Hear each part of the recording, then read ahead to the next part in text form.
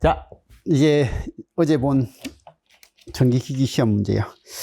전기기기가 의외로 그죠? 이제 그냥 푸는 문제는 거의 없이 다 거의 대부분 말로 된 문제들이 많이 나왔습니다. 원래 말로 된 문제가 많이 나왔는데 더 많이 나왔던 것 같아요. 그래서 그런 거고, 그리고 이제 내용을 조금 더 확실하게 알아야만 이제 우리 앞으로 전기기기는 점수가 조금 더 고득점이 가능한 것 같아요. 전기기기는 몇 점 받았어요? 말을 안 하네.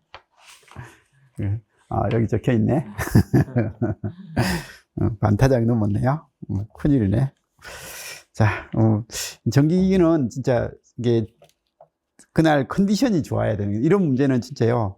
문장을 읽고 이 문장이 그거였지라고 생각을 하고 컨디션이 좋게 된 상태에서는 점수를 좀 고득점을 쉽게 할 수 있는데, 약간 컨디션이 나쁘면, 그러니까 내가 생각했던 거하고 이 사람이 내는 것들이 약간 핀트가 어긋나면 이런 문제는 생각보다 많이 틀릴 수 있는 문제 같아요. 그래서 전기기기는 진짜 중간 점수 80점대보다는 7, 80점대보다는 60점하고 90점대가 더 많을 것 같은 그런 느낌이 드는 문제입니다. 근데 이제 공부를 잘한 사람은 좀 높게 나왔을 것 같고, 공부를 그냥 적당하게 열심히 한 사람은 한 6, 70점대 정도가 그냥 주류를 이룰 것 같은 그런 느낌이고, 근데 그날 운이 좋은 사람들은 그래도 80점, 90점, 90점대까지 나오고 그렇게 할 것 같아요. 같이 한번 풀어보도록 하겠습니다. 1번입니다. 직류기의 주요 구성 요소. 이건 뭐 틀릴 사람은 없고, 그죠? 뭐요? 전기자하고 계자. 그리고 직류기의 가장 핵심적인 건 뭐요? 정류자. 정류기가 들어가야 되는 거죠, 그죠?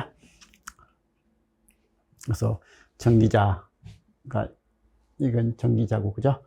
이건 계자고, 이쪽이, 여기 전기자가 있는 형식이고, 그 다음에 여기에 이제 브러쉬가 있고, 정류자 편이 있고, 그죠?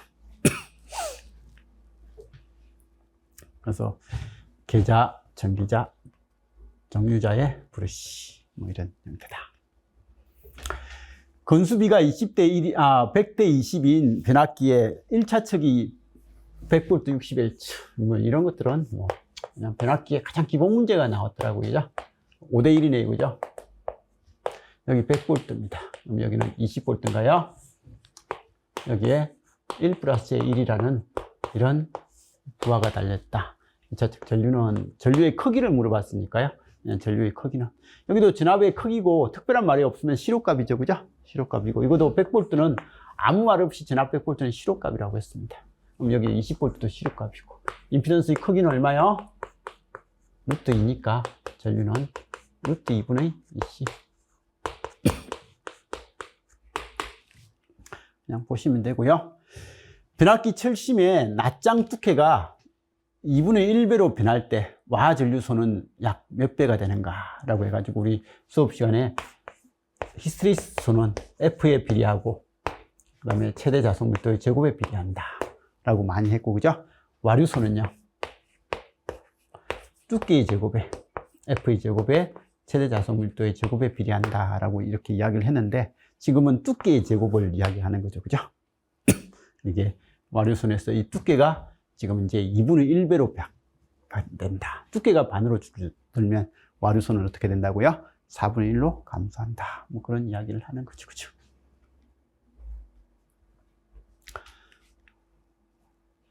유도전동기의 회전자 저항이 변할 때 영향을 받는 것은이라고 되어 있습니다.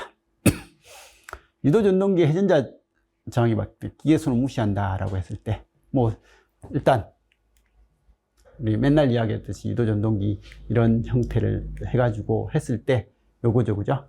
최대 토크고 기동 토크다 라고 했고, 그러면 이 최대 토크 슬립 ST는 구하는 공식이 뭐예요? X2분의 R2. 이게 ST죠, 그죠? 그래서 ST가 이거다.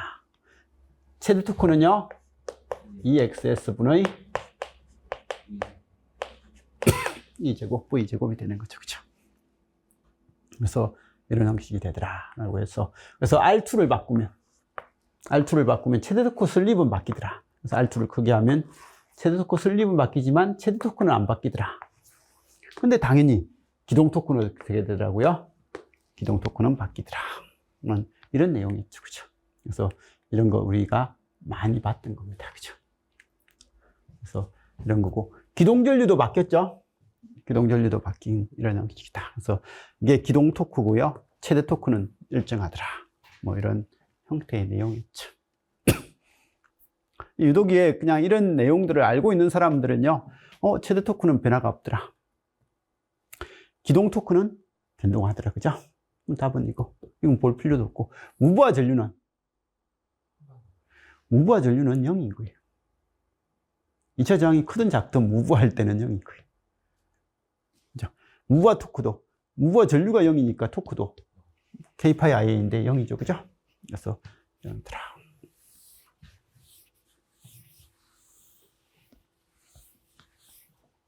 그래서 무부할 때는 E2가 0이 되는 거죠. 그죠? 그래서 이게 설립이 뭐야? 0이 돼. 그래서 N이 뭐일 때요? NS가 될 때가 무부하가 되고요. 무부하가 되면 2차 전류 I가 0이 되는 거예요. 출력이 0이 되고 토크도 0이 되는 거예요. 그래서 이건 형태가 된다.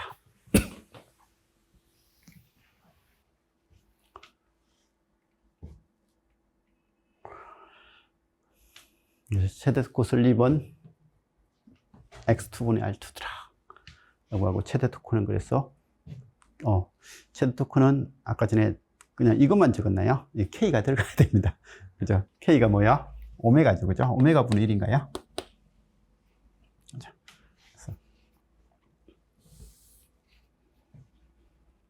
오메가 분의 1 맞죠?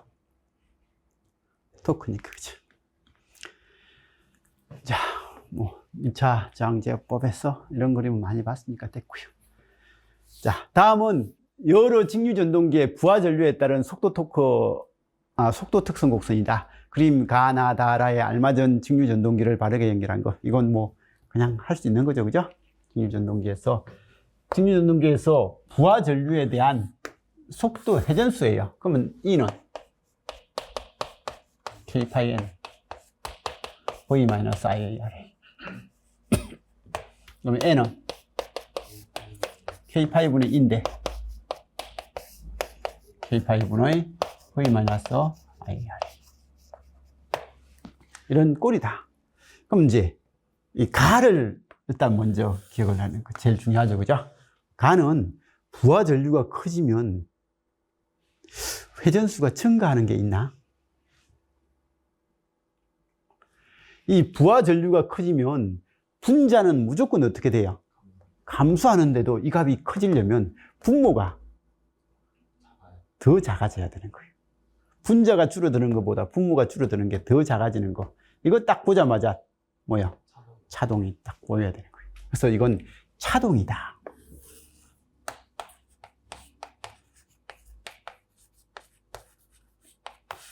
그죠? 그 다음 이제 이건요. 이 세 가지는 부하 전류가 증가할 때 이게 변화가 없으면 이게 조금 줄어드니까 제일 적게 줄어드는 거예요. 제일 적게 변동을 하는 것은 얘는 무조건 일정하게 하고 이게 증가할 때 이게 되는 거. 이거는 제일 적게 줄어드는 것은 뭐야? 분권이나 타일자. 그죠? 그 다음에 부하가 커질 때 이 값이 같이 커져 버리면 부하가 커지면 얘는 감소하는데 얘가 증가해 버리면 이 값은 확 줄어든다 라고 해가지고 가장 크게 바뀌는 거. 이게 부하가 커질 때 부하 전류하고 계자 전류가 같아져 가지고 부하가 커지면 계자 전류가 같이 확 커져서 자속이 확 커지는 형태가 직권. 그래서 얘는 직권. 그러면 이제 얘는 직권하고 분권에 다 있는 복권 중에서도 얘는 뭐야? 가동 복권 정도가 되겠죠. 그죠? 그래서 가동 복권 정도 되는 거. 그래서 이건 그래프의 형태만 보고 할 수 있는 것은 이것밖에 없는 것 같아요. 그죠? 실제가 얼마인지 그런 건 잘 모르잖아요. 그죠? 어떤 그래프의 기울기인지는 모르지만 어쨌든 이렇게 된다. 다음 몇 번? 1번. 1번인가요? 그래서 이건, 그리고 기출 문제죠? 네. 기출 문제라서 이런 거 틀리진 않을 것 같아요. 모의고사 때도 이거 해본 것 같은데. 게이트 전류에 의해서 턴온과 턴오프가 가능한 반도체 스위칭 소자라고 해가지고 봐요. 이건 IGBT 꼴이거든요. 게이트 전압에 의해서 전류가 온 됐다가 오프가 되는 거예요. 그래서 이건 전압 제어 소자지 전류 제어 소자가 아니에요. 그래서 턴온, 턴오프 가능한 건 맞아요. 맞는데 게이트 전류라는 단어 때문에 얘는 틀린 거예요. 얘는요, 뭐야? 얘는 트라이악. 이건 트라이악이고 양방향으로 이렇게 되는 거고, 게이트를 가지고는 턴온만 되죠, 그죠? 턴온만 되고 양방향으로 되는 이런 형태는 맞는데, 얘는 단방향 전류입니다.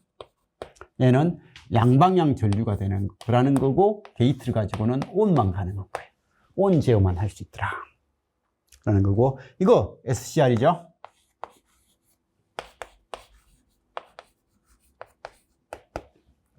이건 이 SCR은 이런 방향으로 단방향이고 게이트 가지고는 온만 제어, 온 제어만 가능하다 라고 하는 거고, 그죠? 그러다 보니까 이게 게이트 가지고 이건 단방향인 거예요. 단방향은 단방향인데 이거 가지고 이거 화살표를 보니까 얘는 넣기도 하고 나오기도 한다는 말이, 이게 턴온하고 턴오프가 모두 제어 가능하다라는 그런 리듬을 나타내주고 있는 거예요. 이게 GTO죠, 그죠? 게이트 턴오프. 턴오프까지 가능한 GTO다. 그래서 이런 거고, 얘들은 전류를 가지고 하는 거예요. 얘는 전압 제어고요, 그죠? 근데 이게 어떤 해로 보면 이것도 내부에 전압으로 하는 것들도 있긴 한데, 정확하게 되지는 않습니다. 이건 어쨌든 이건 전압 제어죠, 그죠? 근데 이건 전류 제어도 되고 전압 제어도 하는 것들도 있긴 합니다.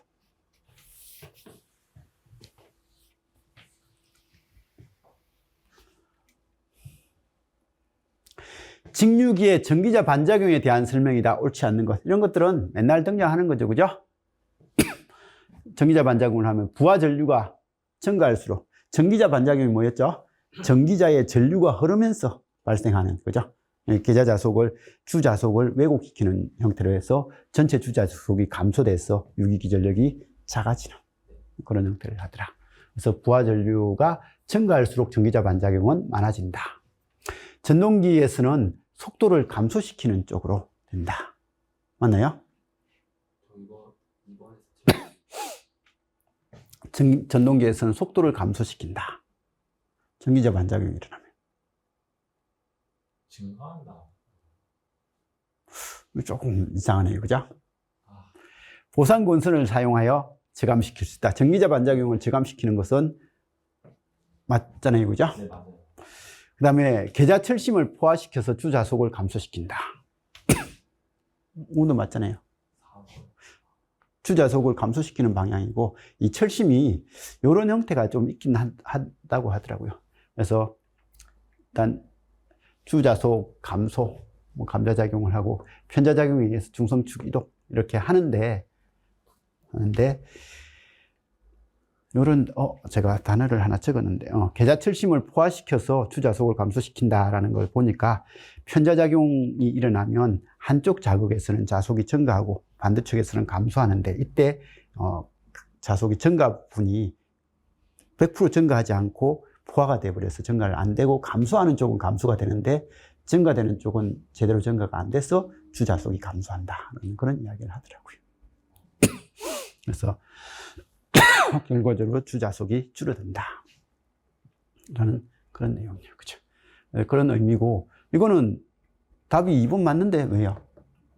그러니까 파이가 감소하니까 n이 증가한다 이렇게 생각해가지고 저는 2번이 맞다라고 생각했거든요. 다 틀렸다고 생각했다. 답 몇 번인데요? 답 이거 제 체크를 안 해가지고 모르겠어요. 답 2번 아닌가? 답 2번 같은데? 답 2번이에요. 응. 저 지금 패드 이런 게 아무것도 없어가지고. 근데 왜 틀렸다고 체크했어? 내가 답 체크를 잘못했나? 어제 카톡에 올려준 거 한번 봐볼래? 카톡 핸드폰 있어? 저 지금 핸드폰도 없어가지고. 한번 봐봐. 내가 체크를 잘못해놨나? 2번 해가지고 틀렸다고 돼 있네? 네.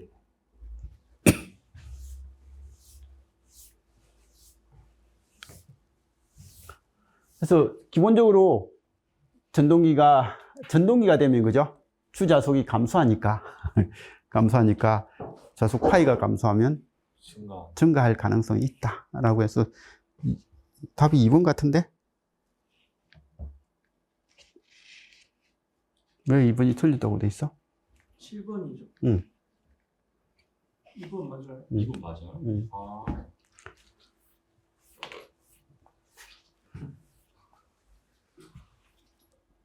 이거하고 이거잖아요, 그죠? 전기자 반작용에서 파이가 감소하니까 N은 어떻게 된다고요? 증가한다. 뭐 그런 의도로 해서 문제를 낸 것 같아요. 근데 실제로 맞는지 이건 발전기 관점에서 이렇게 많이 하고 전동기도 같은 공식을 쓰는데 실제로 뭐 맞겠죠, 그죠?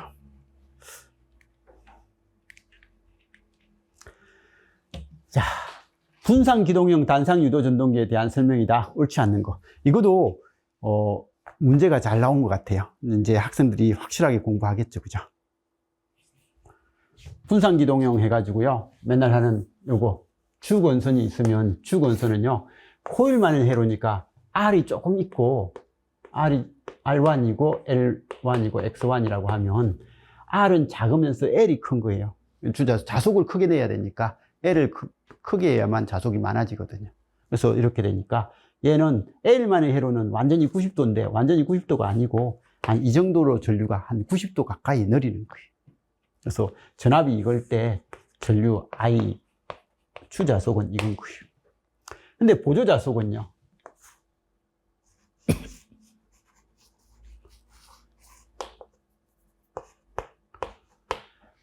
이게 기동시에만 스위치 온 시켜가지고 이렇게 돌면 이 보조자속은 얘하고 위상을 좀 많이 만들어야 되니까 이렇게 만들려고 노력하는 거예요. 그럼 전압보다 전류의 위상이 0도에 가깝게. 한단 말은 이건 R2는 크고 L2는 좀 작아요. 근데 너무 작게는 또 못 만들어요. 왜요? 이게 크면 전류가 작게 흐르잖아요. 그죠? 전류가 작아지면 자속이 작아지거든요. 근데 보조 자속도 좀 커야 되다 보니까 이게 지금 이제 L2도 적당하게 좀 크게 하면서 이렇게 만들어줘야 되거든요.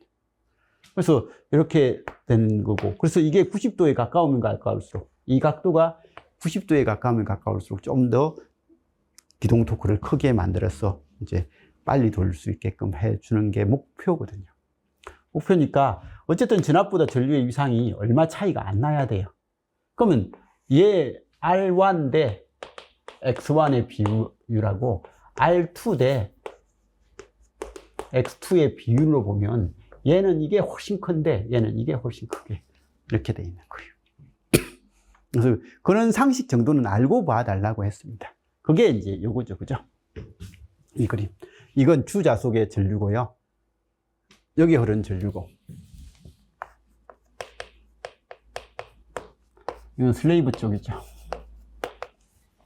이건 슬레이브 쪽에 흐르는 전류가 되는 거예요. 그래서 이 각도가 90도에 가까우면 가까울수록 이제 기동 토크가 커지게 된다라고 하면서 맨날 했던 그게 분산 기동형인 거예요. 그래서 이게 각도가 90도에 가까우면 이런 그림이 되고요. 이 위상차가 얼마 안 나면 이런 그림이 돼가지고 토크가 좀 작다, 토크가 크다. 그런 그림이고. 그래서 주건선을 여기에 둔다면 보조건선은 90도 위상차를 두고 이걸 감아서 쓴다는 거죠, 그죠?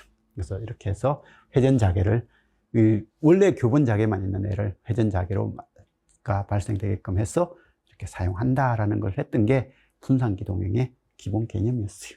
그래서 이런 걸 머릿속에 딱 담고 있는 친구들은요, 이 문제를 보면 읽으면서 답이 나와요.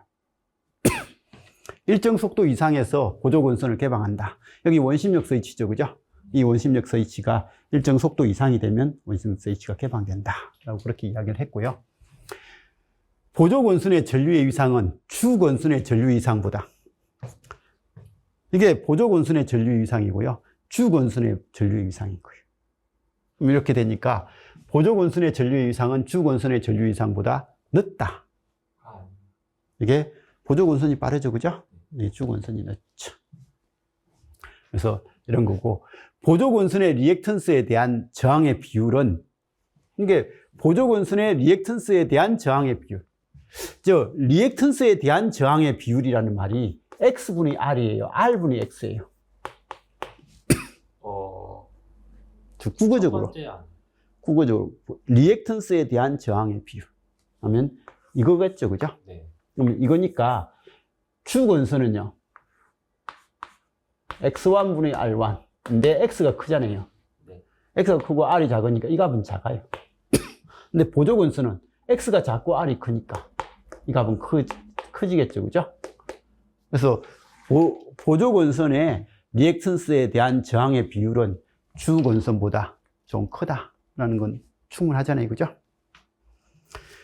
보조건선의 커패시터를 직렬로 연결하면 기동 토크를 더 크게 할 수 있다. 그래서 보조건선의 커패시터를 직렬로 연결한 이런 기동을 우리는 콘덴서 기동형이라고 했잖아요, 그죠? 콘덴서 기동형을 하면 이게 뭘로 만들 수 있다고요? R을 작게 하면서도 90도 이상을 만들어낼 수가 있는 거예요.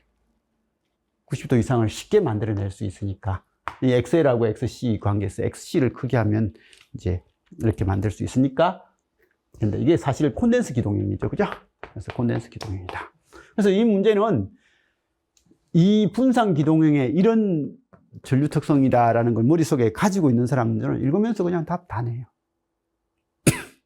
그리고 이게 주건선이고 보조건선이다라는 거, 여기 왜 이게 코일만이 돼야만 자속이 많이 나올 거니까 주건선이 이렇게 될 수밖에 없는 이유. 그리고 위상차를 만들려고 하니까 보조건선은 크게 하려면 어쨌든 R이 커야 되고 X가 좀 작아져야 되는 그런 관계들, 이런 것들을 좀 잘 보면 충분히 답을 낼 수 있는 거죠. 답은 2번이죠.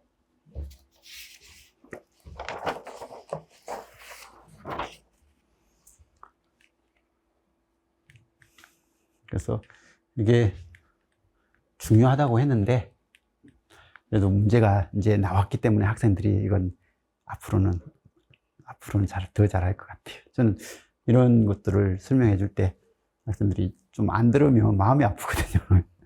회로잖아요, 이건 확실하게. 회로 관점에서 좀 이해를 하면 이게 훨씬 수월해져요. 원심력 스위치, 그죠? 이 정도 속도로 올라가면 원심력 스위치를 해가지고 이렇게 들어간다. 그리고 콘덴서를 쓰면 90도가 쉽게 만들어진다. 뭐 이런 거 해서 기동 토크를 좀 더 크게 할 수 있다. 자, 9번도 그냥 이걸 왜 틀렸어, 근데? 아, 사이리스터랑 모스펫 못 봤어요. 그냥 사이리스터라 생각하면. 다음 회로를 승합 컨버터로 사용하여 그림가와 나에 들어갈 숫자를 바르게 쓴 거. 여기 승합용이니까 코스다. 코일 스위치 다이오드. 코일이고, 그죠? 스위치입니다. 스위치인데 온오프가 가능해야 되는 스위치잖아요. 사이리스트는 거기 온만 하는 거고 또 한쪽 방향으로 하면 되잖아요. 이 스위치는 전류가 이렇게 흘렀다가 이렇게 흘렀다가 가능해야 되는 거고. 그래서 이런 형태다.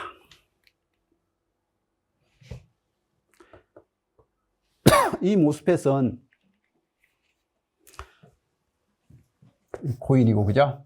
이 스위치 온. 여기는 스위치가 한쪽 방향으로 흐르겠네요. 전류가. 아닌데. 요렇게 흐르죠, 그죠?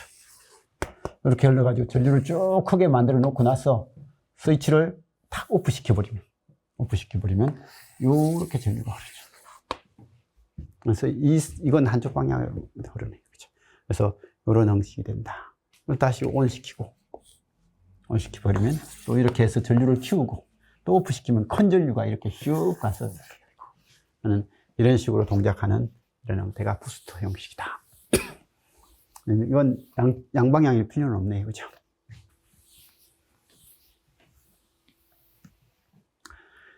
그래서 어쨌든 온오프 제어가 가능해야 됩니다, 그죠? 그래서 코일 들어가야 되고요.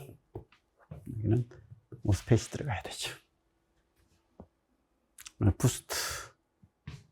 그래서 지금 요거는 이게 이번에 거기 전자공학 시험 문제에서 이게 나왔어요. 이게 나와가지고 이쪽으로 흐르는 전류가 있는 거, 이 부분에 대한 설명들이 시험에 나왔더라고요. 어쨌든 이런 식이. 자, 동기발전기 2대를 병렬로 부하 운전을 하는 경우에 기전력의 크기가 서로 다를 때 발생되는 현상으로 옳지 않는 것. 기전력이 크기가 다르면 무효 순환 전류가 흐른다. 발전기 사이의 동기화 전류, 이건 기전력의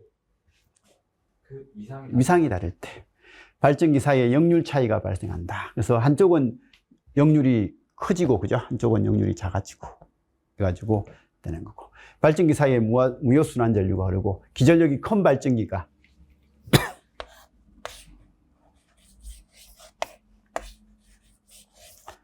이렇게 되니까 여기가 크고 작으면 이렇게 전류가 흐르죠, 그죠? 이런 전류가 흘러서 여기는 감자작용을 하는데 여기는 오히려 무슨 작용을 하더라고요? 정자작용을 하더라. 기전력이 큰 발전기에 감자작용이 발생하더라. 이건 답은 1번 하고 바로 넘겼겠죠, 그죠? 변압기의 여자 전류에 대한 설명이다. 옳은 것은 이건 여자 전류에 대한 생각을 조금 거기 공부를 한 사람들이야 뭐 당연히 맞을 거예요. 여자 전류는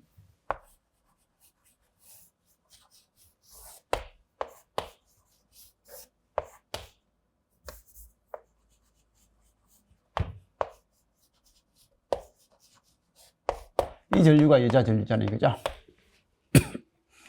여자 전류는 기본적으로 자화 전류, 그죠? 자화 전류는 진상이 아니라 지상, 코일에 흐르는 전류니까 지상 전류다. 주파수가 증가하면 XL 값이 커지니까 이게 저항이 커지는 거고, 저항이 커지면 전압은 일정할 때 저항이 커지면 전류는 줄어든다. 그렇게 봐도 되고, 우리 여자 전류 I0 구하는 공식은 뭐예요?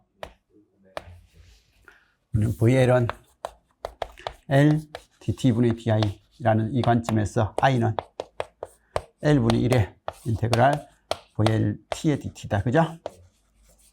그래서 이건 L 오메가 분의 VM의 사인은 사인 오메가 T 이렇게 나오더라. 그죠?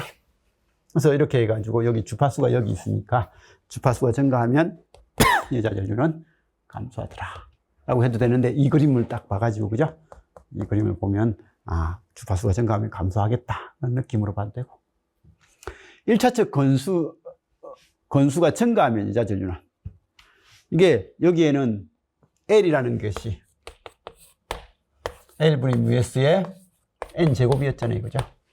N제곱이 여기 있으니까, 건수가 증가하면 여자 전류는 감소한다. 투자율이 증가하면, 이게 뮤가 투자율이잖아요. 그죠? 분모에 있으니까 투자율이 증가하면 여자 전류는 감소한다. 이렇게 되니까 답은 몇 번요? 옳은 거 물어봤나요? 나머지는 다 틀렸죠? 6660에 330, 20대 1인가요? 건수비가 20대 1인 50Hz인 단상 변압기에 2차측 건수가 50회일 때 변압기의 최대 자수. 이건 뭐야? 우리 맨날 쓰던 공식이잖아요. 그죠? 이는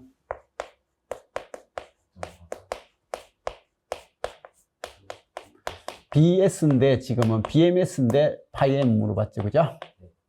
그러니까 이걸 합을 그냥 파이M 물어봤어요. 그러면 얘는 2차측이니까 전압은 333원 4.44에 F 얼마? 50. 건수? 50. 파이M. 그럼 동그라미 2개 없어지니까 444. 333, 444. 3은 4 곱하기 5 곱하기 5. 이건 100인가요? 100분의 3.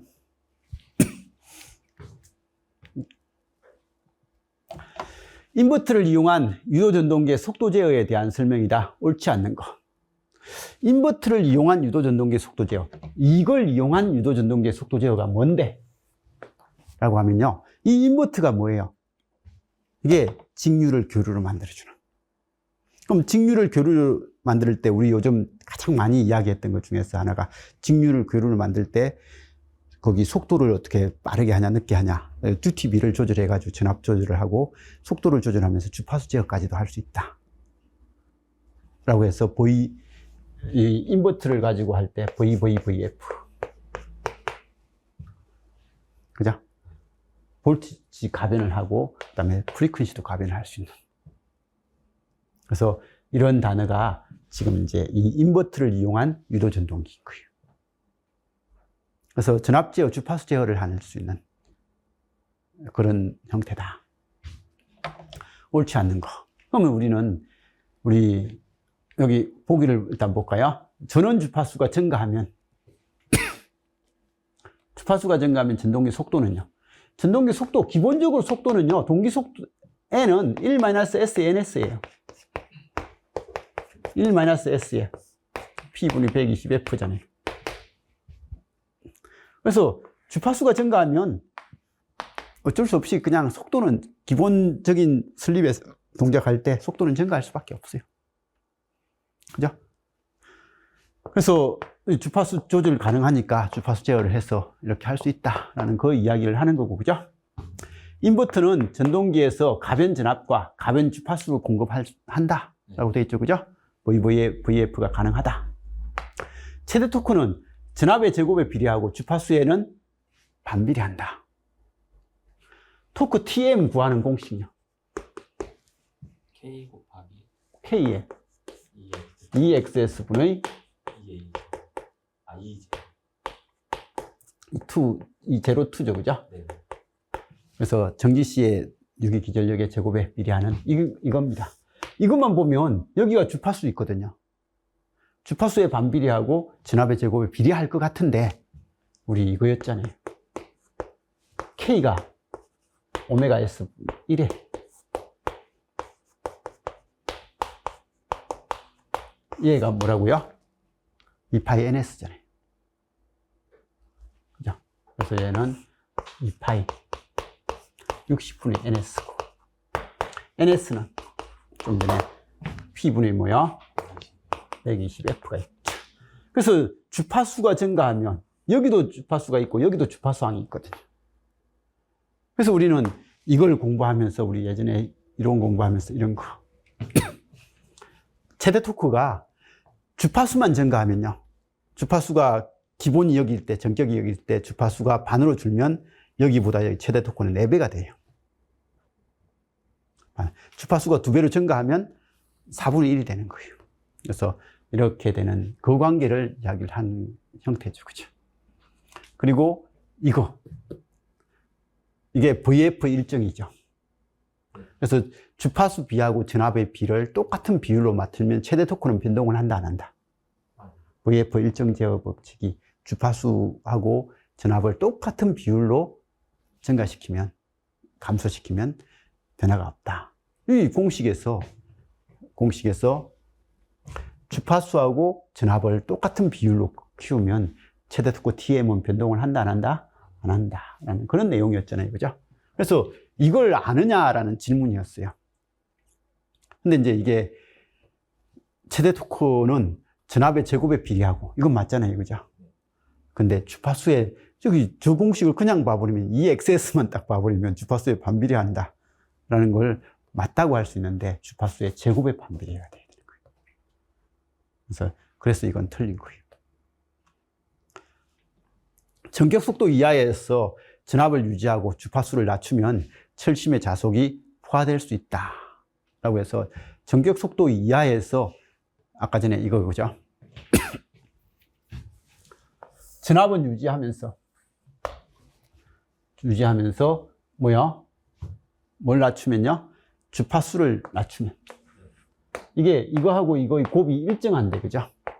곱이 일정해. 이게 일정하면 이거 일정하고 얘도 일정한데 얘가 일정한데 얘가 작아지면 얘가 어떻게 된다고요? 어쩔 수 없이 커질 수밖에 없게 되고, 그럼 커지면 포화가 될 가능성은 생기더라 라는 그런 내용이죠. 그죠? 이것도 우리 시험 보기에 나왔던 보기입니다. 그래서 이것도 우리 시험 보기에 나왔던 보기는 맞아요.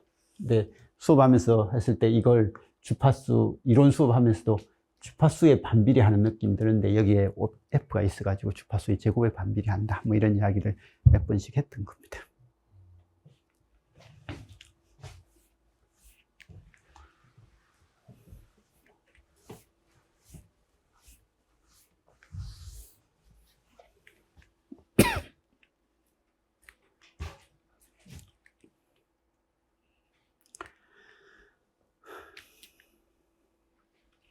전격 전압 150V, 직류 분권 전동기가 전격 운전을 할 때 역기 전력이 145V 있다. 이때 기계역 출력이 7.25kW라고 한다면 이 전기자 저항 RA는 얼마인가? 이건 풀었죠? 이런 것들은 그냥 회로만 보면 무조건 풀리는 문제예요. 그죠? 직류 분권 전동기고요. 여기 몇 볼트요? 150을 했는데 E가 얼마요? 145다. 근데 여기 그러면 5볼트가 될 거다. 그러면 이 RA 물어봤으니까 이건 IA가 얼마인지 묻는 문제구나 라고 문제의 방향을 이렇게 바꿔서 쓰면 되는 거고, 그러면 출력 P는 오메가 T이기도 하지만 EAIA이다. 그런데 이게 얼마요? 7,250원. EA는 145에다가 IA는 뭔지 모르겠다 라는 거고, 그러면 IA는 145분의 7,250이더라. 계산하면 얼마 나오던가요? 소수점은 안 나오던데? 저는 이걸 계산하기 싫어가지고 IA를 RA분의 5로 만들어서 RA를 바로 구했어요. 바로 구하니까 산수는 좀 더 편하더라고요. 145 곱하기 IA는 뭐예요? RA분의 5잖아요. 그죠? 5를 일단 먼저 나누니까요. 좀 더 보기가 편하더라고요. 5를 가지고 나누면 뭐가 돼요? 1000. 450 나오나요? 그냥 이걸 이렇게 나눠요. 이게 더 편할 거예요. 어쨌든 5를 나누면 1450이 나오더라고요. 그래서 RA는 그냥 1450분의 145 해서 0.1 뭐 이렇게 나오더라고요. 0.1 나오는데 이거 계산하면 그러면 이게 뭐가 돼야 된다고요? 50이 되나요? 그래서 이게 뭐 725 그냥 5로 약분시킬까요? 약분시켜도 29인가요? 이 숫자가 안 좋아가지고 약분시키기가 좀 부담스러운 것 같아요. 그죠? 그러면 이거, 여기까지 딱 해놓으면, 1455 바로 되니까 바로 10이라는 수치가 바로 나올 것 같아요. 그죠? 50인가? 이게 IA가 얼마죠? 50인가요? 50이 바로 나올 것 같아요. 그죠? 그래서 이렇게 되는데 저는 이게 계산이 눈에 잘 안 보여가지고 요렇게 해서 했어요. 이렇게 해서 풀었는데 어쨌든 이렇게 하면 이 값이 50 나오죠? 그래서 50이 나오고 그러면 50이니까 그러면 여기는 50, 여기는 5니까 RA는 0.1이다.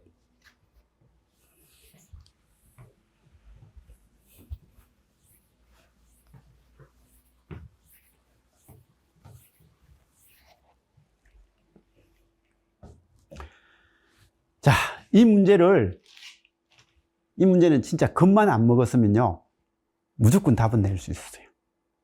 답 만들었나요? 맞았어요. 잘 찍었네요. 어떻게 찍었어요? 일단은 이게 기출문제여서 그림 연상하고 그 어떤 기출문제에서 그 뭐 세기를 크게 해서 할 때 어떤 걸 써야 되냐 그 유형이 갑자기 떠오르는 거예요. 그거 마지막 그 D형이었는데 해가지고 그거 D형이다 해가지고 이게 라다 생각하고 찍었어요.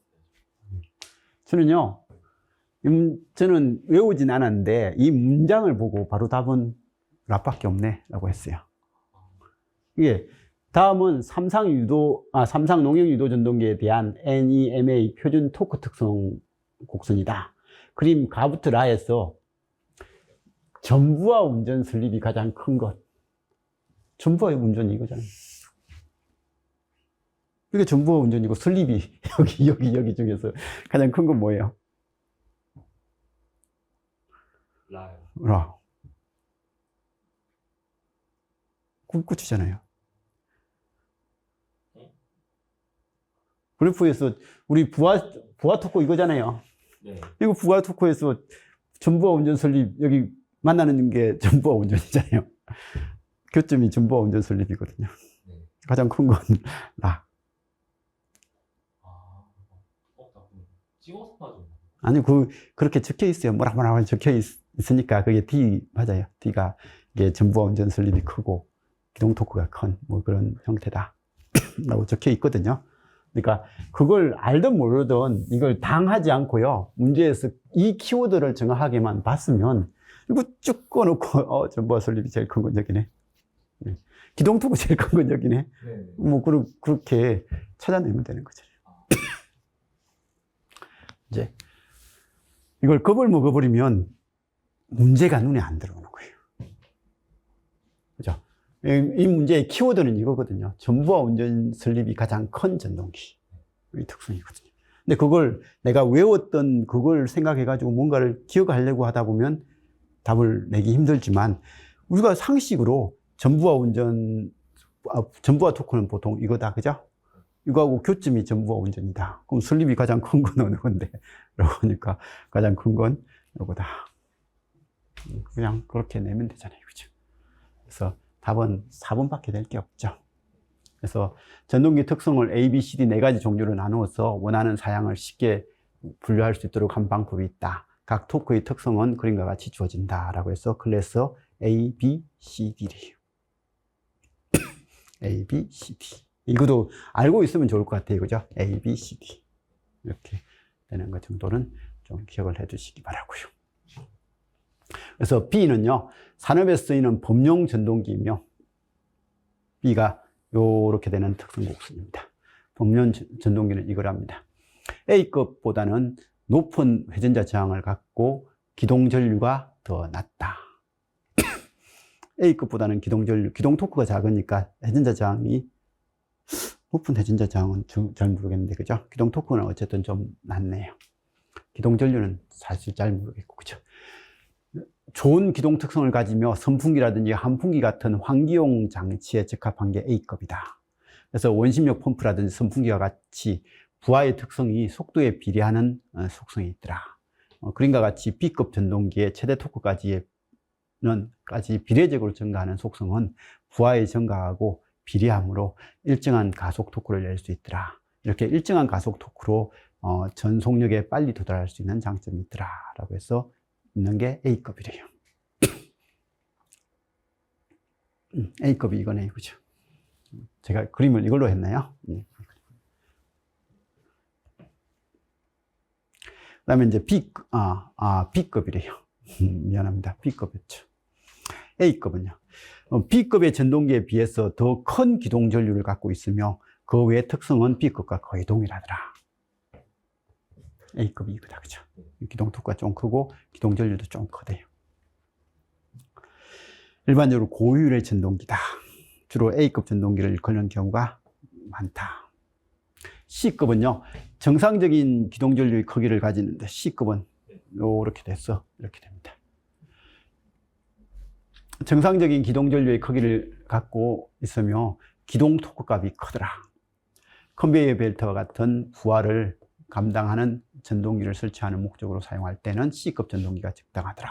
이런 컨베이어 벨트는 정지시의 부하를 움직이기 위해서 큰 기동 토크를 필요로 하므로 정지시 및 낮은 속도에서는 관성을 이기기 위한 큰 기동 토크를 필요로 하며 움직이기 시작한 후에는 일정한 부하의 크기를 담당하는 특성이 있더라.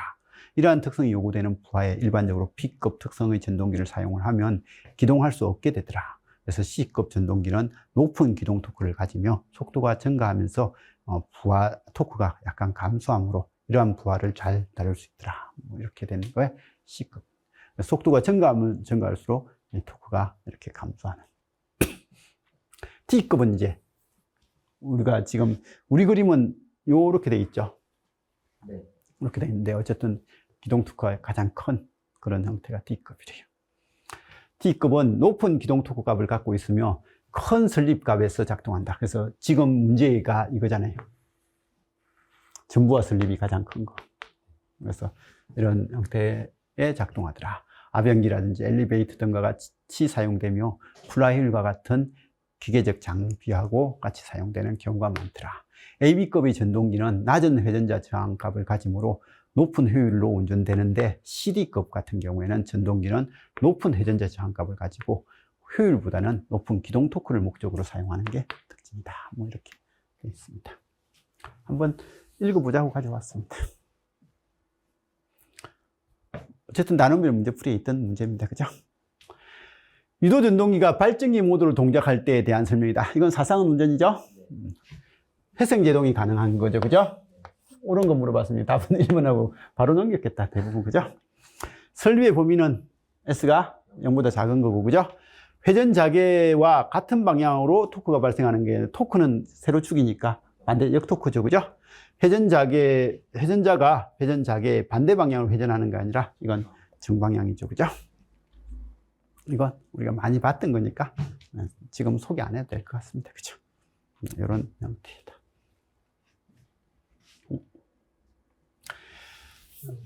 동기전동기의 제동건선에 대한 설명이다. 옳지 않는 거. 제동건선은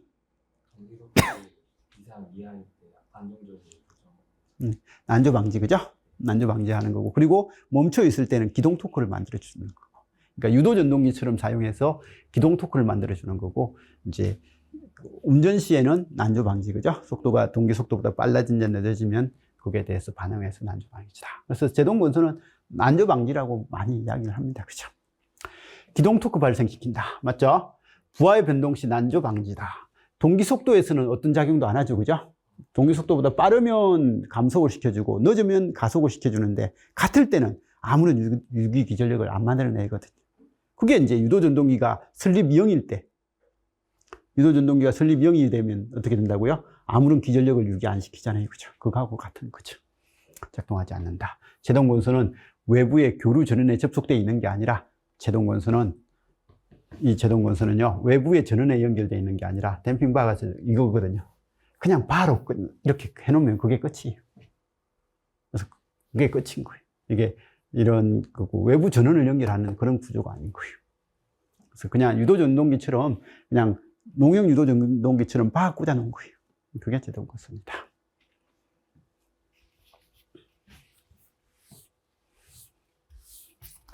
동기발전기의 전기자 건선법에 대한 설명이다. 옳은 것은요, 라고 되어 있습니다. 집중권은 고조파 억제 효과를 갖는다. 우리가 동기발전기의 건선법은 분포권, 그 다음에 분포권하고 집중권 중에서는 뭐야?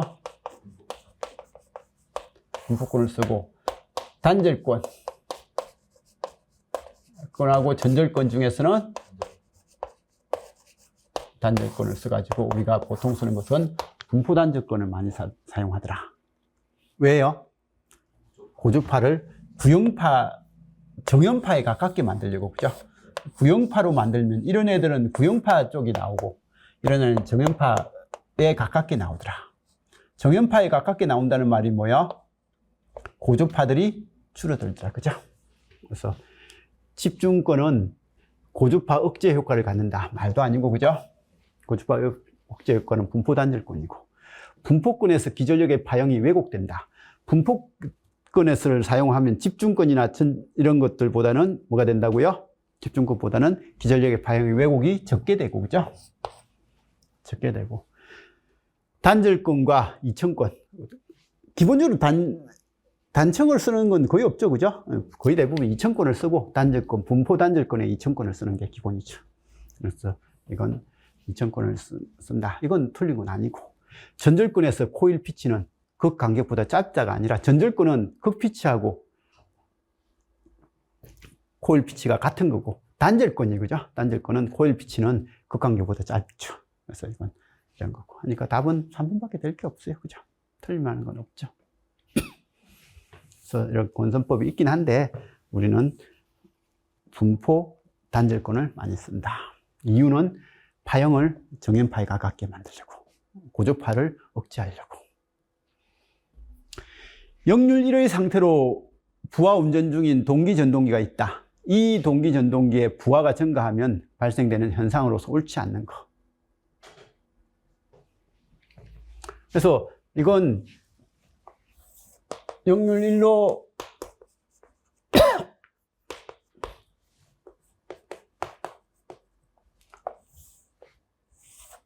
여기죠, 그죠?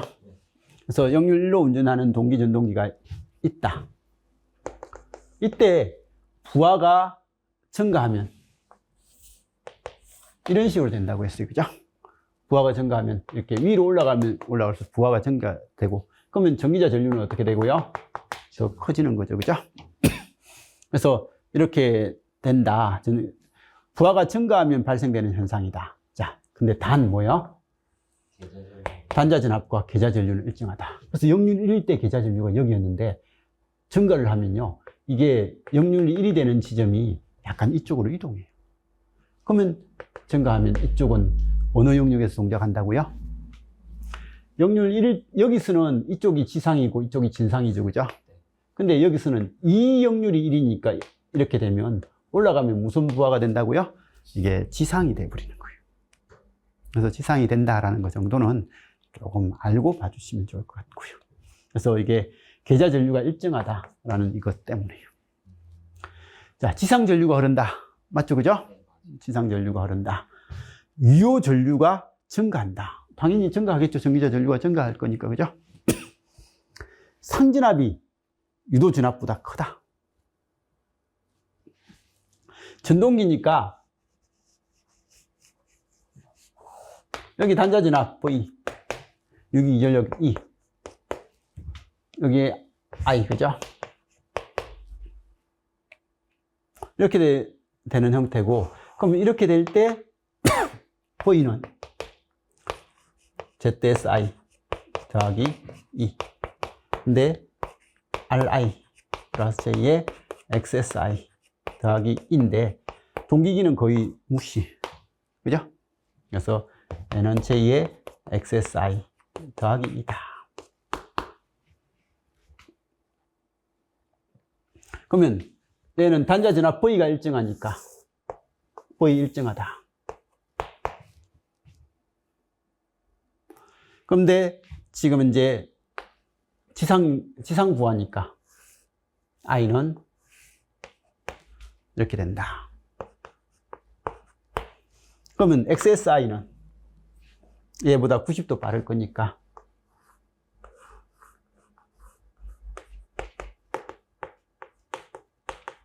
I가 이렇게 된다. I가 이렇게 되면 E는 이거다, 그죠?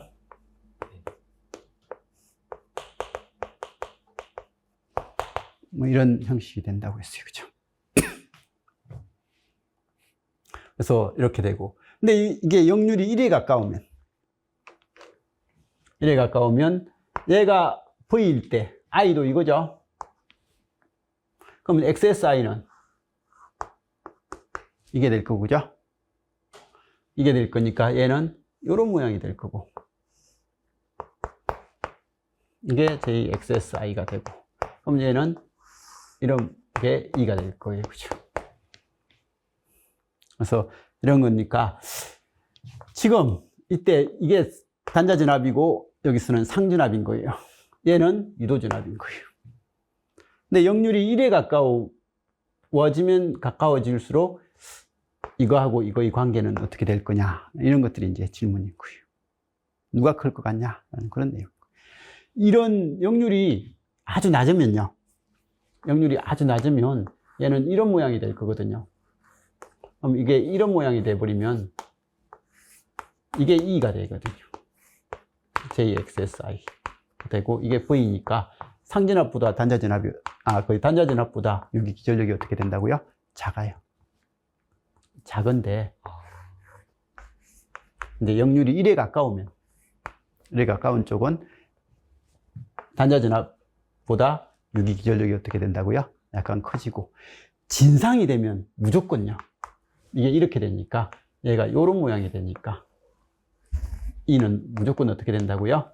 E가 커집니다. 근데 지금은 지상인데 어떻게 될지 모르겠어요. 지금 이걸로 하고 해야 될지 이걸 하고 해야 될지에 대한 고민은 약간 들어가는 거죠. 그죠? 자, 그래서 상진압이 유도전압보다 크다. 이 단자전압이 유도전압보다 크다. 이 밑에 있는 이 선하고 흰 선이 누가 크냐? 라는 질문인 거예요. 질문이니까 그건 모르겠다. 모르는 거예요. 그죠? 지상이 돼버렸기 때문에. 4번은 상진압의 위상이 유도전압보다 앞선다 라고 되어 있는데 상진압이고 유도전압이니까 위상은 얘가 더 빠르죠? 얘가 늦죠? 그래서 늦으니까 4번은 맞잖아요. 그죠? 그러면 3번이 답이고요. 근데 이제 이게 3번이 우리 이거 역률 1일 때 이제 부하가 커지면 커지긴 커지는데 그러면 지상이 되긴 되는데 조금 지상이 돼요. 조금 지상이 될 때는요. 지금 이 그림에서 조금 지상이 완전히 역률 1일 때는 이거니까 얘 크기는요. 이게 이 크기잖아요. 이게 단자전압 크기니까 단자전압보다 이가 커요. 근데 좀 많이 지상일 때는 이게 더 크고 이게 더 작죠. 그죠? 근데 진상이 될 때는 이가 더 크더라. 이렇게 되니까 이렇게 되고 우리 이제 보통 시험 문제에서 이렇게 많이 나옵니다. 지상일 때는 V가 더 크고, 그죠? E는 작고, 진상일 때는, 거기 단위 역률일 때는 E가 더 크죠. 그죠? 진상이 되면 무조건 E가 크더라. 이런 형태가 돼가지고, 사실 이 문제는 약간은 3번 보기는 불편하긴 해요. 상진압이 유도전압보다 크다라고 했는데, 그죠? 근데 지금 역률 1로 동작되는 게 아니잖아요. 그죠? 네. 그래서 역률 1의 상태일 때는 이게 틀린 거예요. 역률 1인 상태가 되면 유도전압이 더 커요. 근데 지금은 부하가 증가해가지고 지상 전류가 흐르게 됐잖아요. 그죠? 흐르게 되면 누가 큰지는 정확하게 어느 정도 지상인지 모르잖아요. 그죠? 지상이 요만큼 지상이 이렇게 되면 대충 이렇게 보니까 이거보다 이게 더 작은데, 그죠? 작은데 이게 아주 비슷해가지고 이렇게 올라가면 약간 지상은 맞지만 이때는 이게 더 클 수도 있잖아요. 완전 1일 때는 이게 더 크고. 그래서 이 보기가 3번 보기는 조금 이상해요. 근데 어쨌든 나머지는 틀리진 않았어요. 나머지는 틀리진 않았으니까 3번이 답이다라고 할 수는 있는데 그래도 보기는 약간 이상해요. 문제 풀면서 왜 이런 보기를 이게 변동을 해도 얼마가 변동된다는 것도 없는데 이렇게 함부로 이렇게 해도 되나? 라는 그런 생각이 좀 들었어요. 상진압이 유도전압보다 이건 유도전압보다 크다, 이게 더 크다라고 했으니까 이건 이 정도일 때는 지금 이제 이게 크니까 틀린 거고요. 이게 좀 더 이게 지상으로 확실하게 갔다라고 확실하게 갔으면 이게 이런 모양이 될 거거든요. 이런 모양이 돼버리면 아까 전에처럼 이런 모양이 되면 이게 유도 기전력 2잖아요. 그죠? 상진압이 더 크잖아요. 그래서 지금 역률 1일 때라는 단어가 앞에 있었으면 좋겠어요.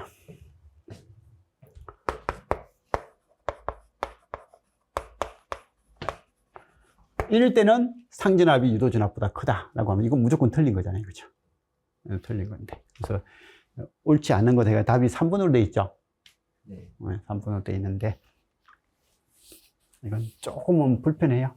혹시 틀렸으면 이 얘기 한번 해봐요. 이 사진 하나 갖다 주면 돼요. 우리 책에 있으니까. 이거 사진하고 역률이 지상이 좀 많이 되면, 이거 지금 많이 된 거잖아요. 그죠? 지상이 많이 되면, 이 사람아, 이렇게 되지 않냐라고 할 수 있잖아요. 그죠? 이게 더 작고 이게 더 큰데 맞지 않냐. 이게 역률 1이 될 때는 분명히 이게 더 크고 이게 더 작아요.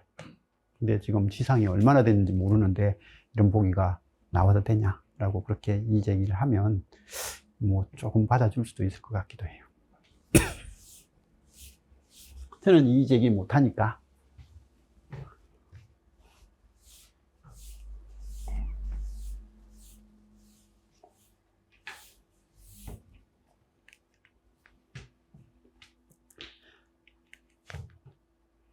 기본적으로 이 그림도 같이 이의제기할 때 써도 뭐 크게 문제되진 않을 것 같아요. 지상이 되면 어쨌든 V가 더 크지 않냐. 진상이나 뭐 1일 때나 진상이 되면 V가 더 큰 건 틀리지만, 그죠? 자, 이 문제는 제가 좀 뜨끔했어요. 학생들한테 내가 오개념을 심어준 것 아닌가라는 생각이 들어가지고요. 맞췄나요? 틀렸어. 제가 수업하면서 거기 스태핑 모터하고 릴럭턴스 토크를 이용한 스위치드 릴럭턴스 전동기하고 좀 비슷한 특성을 보인다라는 그런 이야기를 했거든요. 근데 비슷한 특성은 맞는데, 우리가 동기 전동기, 거기 릴럭턴스 동기 전동기가 있고 스위치된 릴럭턴스 전동기가 있잖아요. 그죠? 이 둘 다 이게 돌다 보면 위치가 어디 있는지 몰라가지고 위치 센스가, 홀 센스가 필요하다라는 것은 수업 시간에 또 했거든요. 그래서 그것만 봤으면 되는데 특성이 비슷하다라고 그렇게 공부한 사람들은 이 4분의 이걸 가지고 스태핑 모터는 이게 맞지 않냐? 스태핑 모터만은 맞거든요. 근데 릴럭턴스 토크는 또 이게 좀 거기 스위치드 릴럭턴스 전동기는 이게 틀렸거든요. 그래가지고 제가 비슷하다라고 해가지고 그걸 약간 오개념을 심어주지 않았나라는 생각이 들긴 했는데, 어쨌든 좀 같이 봐봅시다. 스위치드 릴럭턴스 전동기에 대한 설명이 다 옳지 않는 것 해가지고, 우리 스위치드 릴럭턴스 전동기 이거잖아요. 네. 이 머릿속에 이걸 딱 기억을 해 주셔야 되고요. 그래서 한상만 통전되는 방식을 하고 회전자 구조가 간단하고 기계적으로 강건하고 제적도 용이한 뿐만 아니라 연구자석을 사용하지 않기 때문에 제작비도 대폭 줄일 수 있다. 그래서 이런 거고, 브러시 없는 전동기가 구성 가능하죠. 그죠? 회전자하고 고정자 모두 돌곡 구조인 이중 돌곡 구조이므로 토크 리플이 크고 진동 및 소음이 크다는 단점이 있다. 한상만 통전되는 방식으로 제어됨으로 전력 변환기의 회로 형식이 유도기 등과는 다르기 때문에 제어문에서 불명확한 점이 많아서 상당히 좀 복잡하다. 제어는 좀 복잡하다. 라고 해가지고 이게 이제 도는 방향에 대해서 이렇게 쭉 이야기를 했습니다. 자, 그래서 이런 거고, 그러면 회전자의 극수하고 고정자 치의 개수가 같으면 토크 발생이 어렵다. 봐요. 이게 동작 원리가 여기는 몇 곡이 있어요? 하나, A, B, C, 3곡이 있고, 그래서 이렇게 3개잖아요. 그죠? 3상이 있잖아요. 그럼 이게 총 6개가 있죠. 그래서 6개의 돌곡 구조가 있는데, 만약에 이것도 돌곡이 6개면 어떻게 되겠어요? 6개가 돼버리면 얘가 요렇게 되고, 이렇게 되고, 이렇게 되고, 이렇게 되고, 이렇게 되고, 이렇게 돼서 이런 구조가 돼버리면요. 지금 여기 A를 줬을 때 최대가 돼버렸죠? 근데 B를 줘봤자 최대가 돼 있으니까 돌아야 안 돌겠어요? 안 돌아요, 얘는. 이 개수하고 이 개수가 같아져 버리면 돌 수가 없어요. 그래서 이게 개수가 지금 달라야, 그죠? 달라야, 이렇게 좀 다르니까 얘 전류를 주면 얘가 자기 저항이 최소화되는 방향으로 이렇게 돌죠? 돌아가지고 딱 여기까지 오면 이게 이 그림이 된 거예요. 그러면 이 그림이 왔을 때 이제 여기서 또 전류를 흘려주면 때 얘가 이렇게 돌죠. 그래서 돌아가지고 되는 거지. 이 극수가 달라야 되는 거예요. 그래서 극수가 달라야 되니까 그 이야기를 하고 있는 거예요. 회전자 극수하고 고정자 치의 개수가 어떻게 돼야 된다고요? 달라야 토크가 발생되고, 같으면 토크가 발생이 어렵고요. 그 다음에 고정자 권선은 집중권이고 회전자는 권선이 없는 철심만 구성되어 있다. 고정자 권선은 집중권 형태가 되어 있고 회전자는 권선이 없는 철심이다. 지금 이제 얘는 회전자는 권선이 없는 철심으로 되어 있잖아요. 고정자는 여기서 이렇게 이 부분이 있지 이렇게 딱 감겨 있다는 거예요. 집중적으로 감겨 있는 그런 구조라는 거예요. 그죠? 그래서 이런 구조다라는 그런 내용인 거예요.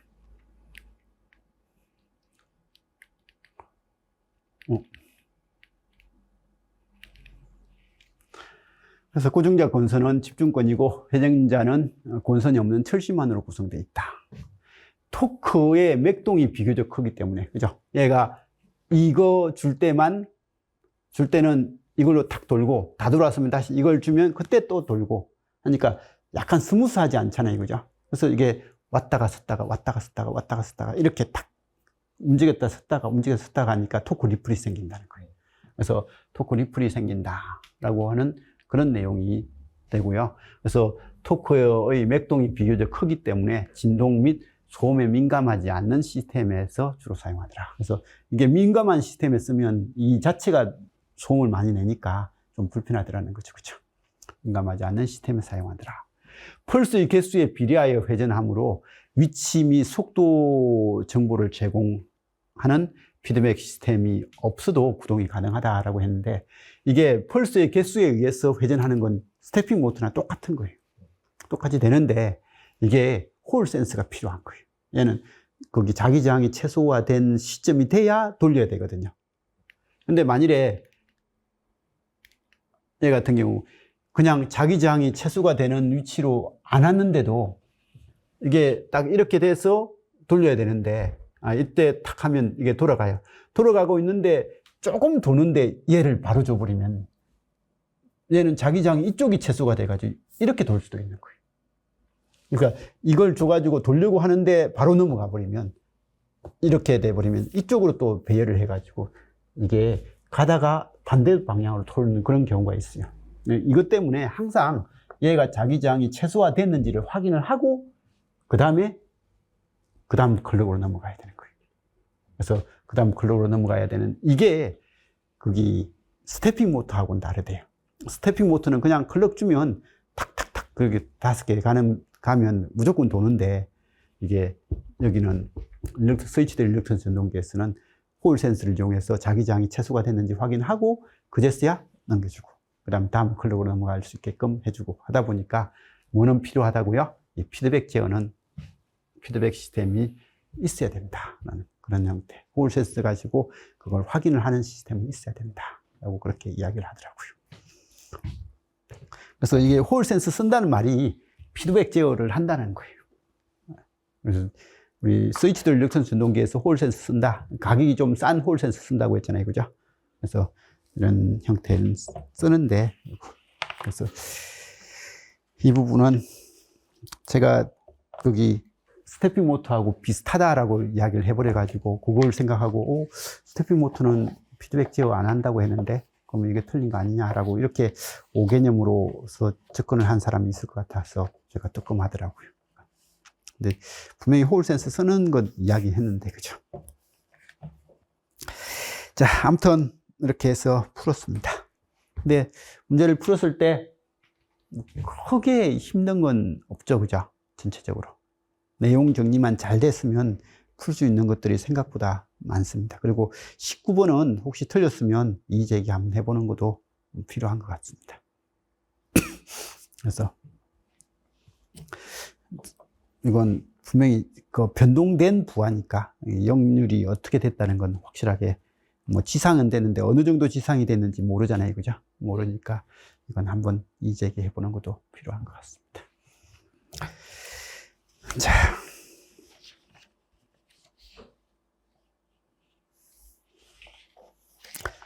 다른 뭐 특별한 질문할 건 없죠?